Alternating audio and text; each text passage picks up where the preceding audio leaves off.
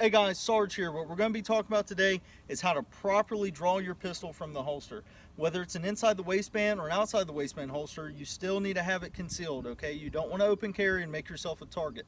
So with that, I put my draw into a step process. The reason why I do it, that way it's a little bit easier to understand, it's a whole lot easier to teach, and it makes sense. So if I know that I'm really fast with getting the gun out of the holster, but when it comes to the presenting process, that's where I'm having hiccups or that's where I'm slowing down, now I know what step to increase my ability on. So that's just things for you guys to think about. So I'm going to show you guys my step process for when I'm drawing my pistol. Step one, I'm now going to remove whatever garment is in the way. I'm either going to do that with either hand, okay? We shouldn't be reliant on only being able to remove the garment with one hand. You should be able to do it with both, okay? So I'm going to remove whatever garment is in the way. I'm then going to place my hand on my pistol, okay? Just like this. I am not going to look anywhere other than where I'm planning on shooting. Why?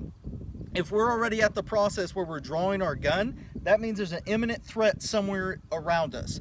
Why would we look off of that threat to look down to identify something our hand's already identified? We don't need to do it. Our head needs to locate where our gun needs to be. So think about that. Our head needs to locate where our gun needs to be. The gun doesn't need to be right there if I need to shoot somebody, okay? Something to think about. So step one, remove the garment. Get a proper grip on the pistol. The reason why we want to get a proper grip is if it's a half so grip coming out of the holster, we might lose control of it in a nervous, stressful situation, right? We might drop it. If we haven't practiced on how to properly drop our pistols, we don't know how to properly pick them up, I assure you. So step one, remove the garment, get a proper grip on the pistol.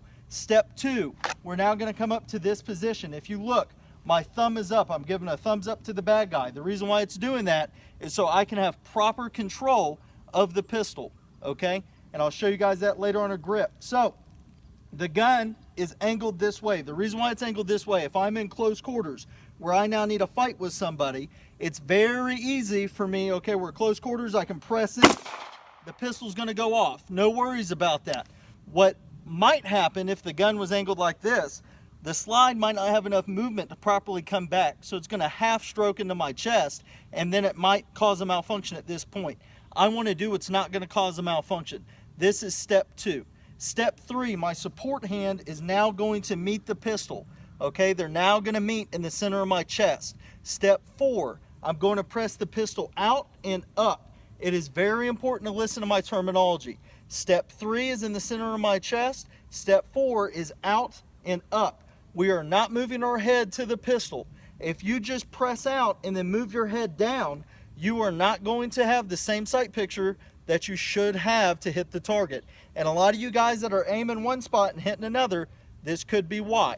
So we're going to press out with the pistol and we're going to bring it up to our eyes. If we then need to move at some point, we can move the pistol now, no problem, because our head isn't moving. Our head is locked onto what we need to be shooting. Okay, so we're going to run through that a little bit faster. So, step one, remove the garment. Place proper grip on pistol. Step two, come up to this high ready position. Step three, we are then going to meet both hands together in the center of my chest. Step four, we're pressing out and up. Okay, now if you guys notice, coming back to the holster, it's the same thing. All right. We want to try to be fast coming out of the holster. Take your time putting the pistol back in the holster, okay? But if you've noticed, I never once looked at my holster. I'm keeping my eyes up at all times. If you cannot put a gun in a holster without having to look at it, you need training. This is something that we need to be able to identify and work on, okay? So, let me run through a live fire of it just so you guys can see.